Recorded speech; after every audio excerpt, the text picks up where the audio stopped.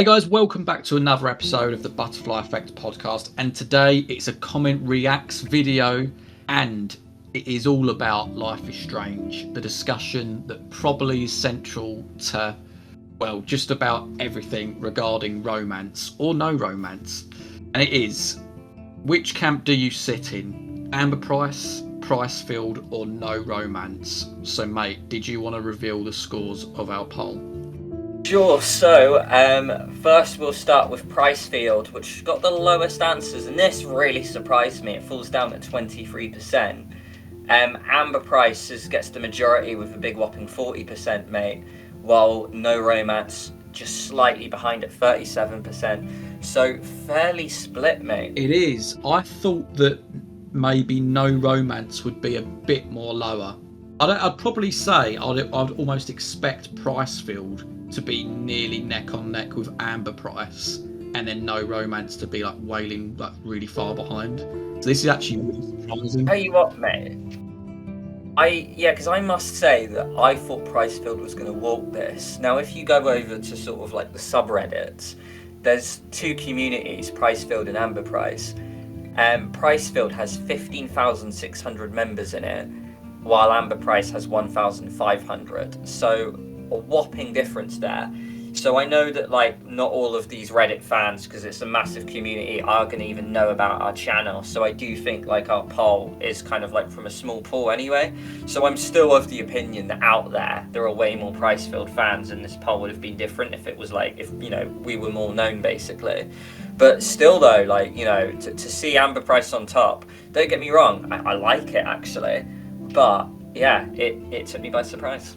Yeah, all right. Well, we're going to jump straight in with the comments then. I'm going to start here with Lola Bear's comment, who says, Amberprice all the way. In my eyes, Chloe and Rachel had way more chemistry, whereas Chloe and Max had more the best friend dynamic. With Chloe and Rachel, even when I didn't choose the romantic path, I still saw a bit of spark, whereas with Chloe and Max, I saw none of that. When Chloe dared Max to kiss her, I saw that as them just having a bit of fun. Also, their ending kiss felt like it came out of nowhere, and a meaningful hug would have been more fitting, in my opinion. I mean, I could try to regurgitate that in a different way, but I completely agree. Those that follow the channel know that I'm also more Amberprice.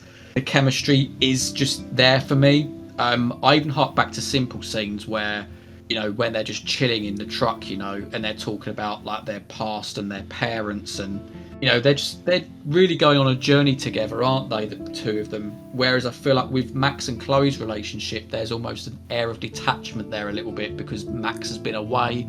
Chloe feels really sad about that and quite upset at Max. So there's almost like a slight hostility under the surface. And yeah, I see it far more with Amberprice than Pricefield. So I'm with you there, Lola Bear. Yeah, I'll retain a lot of my points till the very end, where I'll give my sort of overall thoughts, but in a nutshell, I will say that I agree. I'm Amberprice myself as well. One thing I do want to kind of point out, and it's something that I've not really sort of thought about, and I'm so glad you've mentioned it, but if you was to criticize the Pricefield thing, you are kind of right in the sense that the kiss does seem like a bit of fun, and then at the end, where it's like the kind of Arcadia Bay or Bay choice, it is just sort of like the kiss, you could interpret it as it comes out of nowhere a little bit. So I do think if you are going to go down this like Pricefield romance angle, you could almost sort of say it's half baked potentially. So that is a very interesting point in itself. I'll go over to sort of someone else who kind of like goes for both of them really, in Tatjana, who says Amberprice in Before the Storm and Pricefield in Life is Strange. So like, why not have both of them, right? Like, it's a feasible argument. I love Amberprice's chemistry and their complex characters. While I see Max and Chloe as partners in time, I love them both as friends and as a couple. I don't think that makes their relationship any weaker.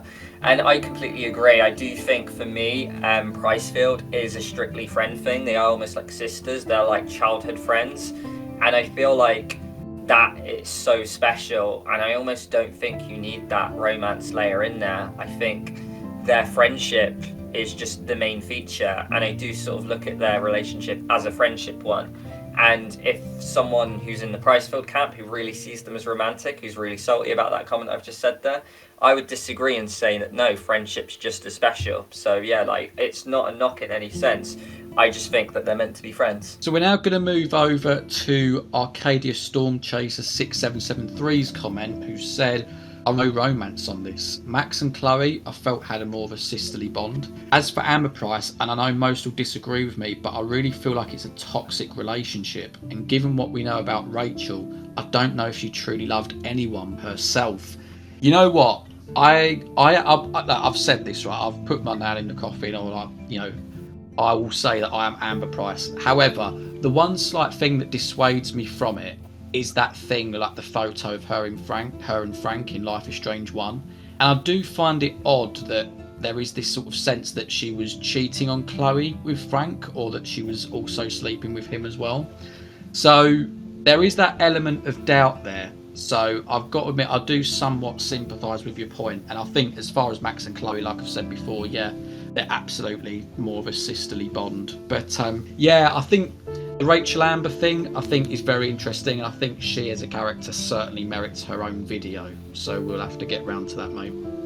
Yeah, for sure. And you know what? It's such a good point. And you could, you know, perceive this whole Amber Price relationship as toxic, given by what you mentioned there, Jack, with the photo at the end. I'll kind of hold my tongue on it a little bit.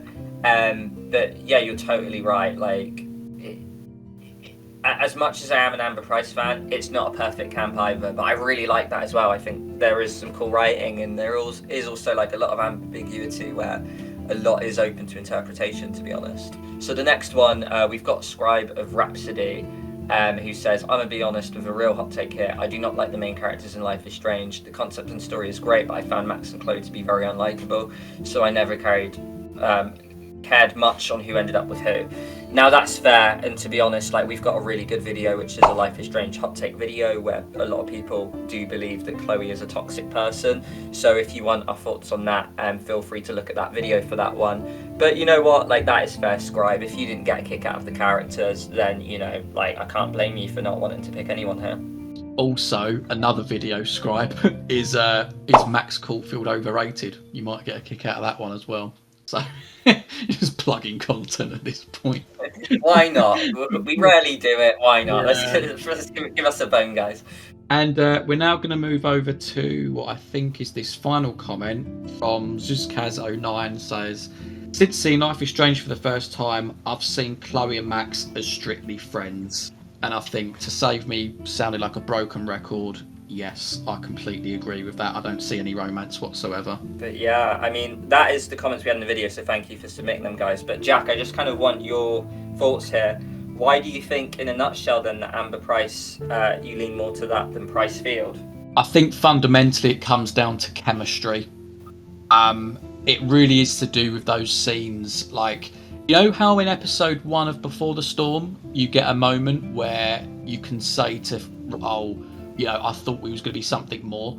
I said this in the analysis. At that point, it didn't feel right. However, I think really is episode 2, maybe in the build-up, but mostly when you're performing the Shakespearean. It's the Tempest, isn't it? Yeah.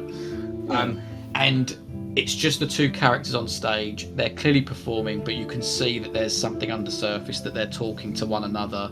And then they have that sort of realisation, that moment where they share the same feelings, they can kiss if you choose to kiss, and they choose to have this almost, what you think is going to be potentially a fairy tale ending. They're going to run off together, they're going to get away from their broken homes and such. And it sort of paints this lovely picture, doesn't it? It's sort of like your typical love story. With Max and Chloe, like I said before, it's like Max has got to win Chloe back over again. I don't see the romance element. It's far more, like people have said, sisterly or friendship. And if anything, the romance, the kiss, felt a bit more forced. So, you know, without going into it a lot more detail, I'd say that's how I basically see it, mate. No, and it's a very good point. I feel like, yeah, chemistry is the massive factor, and I do think that it just makes sense as well. Like, if you look at the Before the Storm game, I do think that Chloe's in a space in her life where things aren't going great at home with her stepdad, like moving in and stuff. You know, she's mourning over the loss of her dad. She clearly needs someone in her life.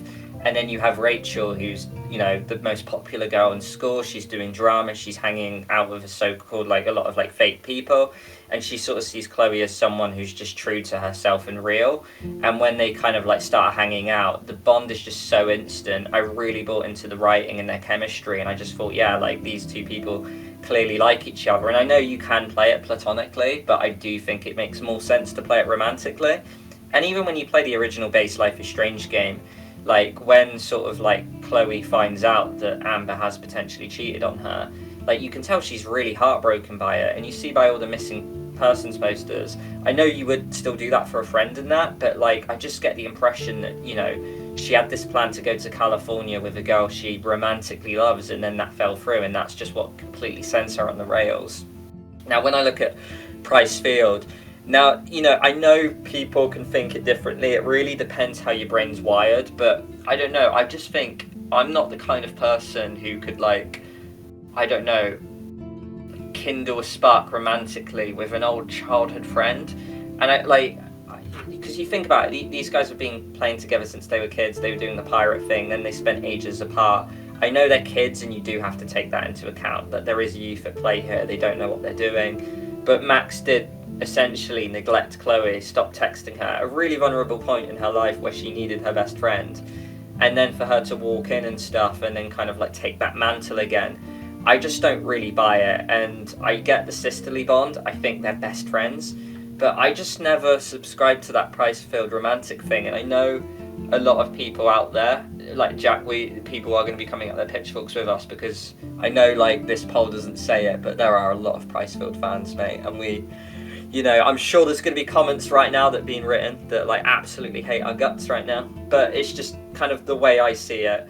And yeah, again, as I mentioned, there is the whole flaw that maybe Rachel didn't know what she wanted, and eventually she fell into the arms of Frank, so it was a flawed kind of thing. But in that moment, I do generally think it was real, and I think Amber Price is stronger than Pricefield. So yeah, I mean, there we go, guys. There's our takes on the situation as well. And who knows? I mean, we could extend this even further. You know, we could have a Price Safi. I don't know. I don't know what the surname is. We could go into double exposure as well. Probably Max and Amanda. If there's any other, like, ships that you want us to talk about in the Life is Strange universe, then let us know in the comments below. But other than that, mate, is there anything you want to put on your end? Not at all, guys. Just thank you very much for watching. Yeah, and thanks for everyone that voted in the poll. Thanks to everyone that commented. And of course, if you like Life is Strange, stick around on the channel, and we will see you in the next one. Ciao for now, guys.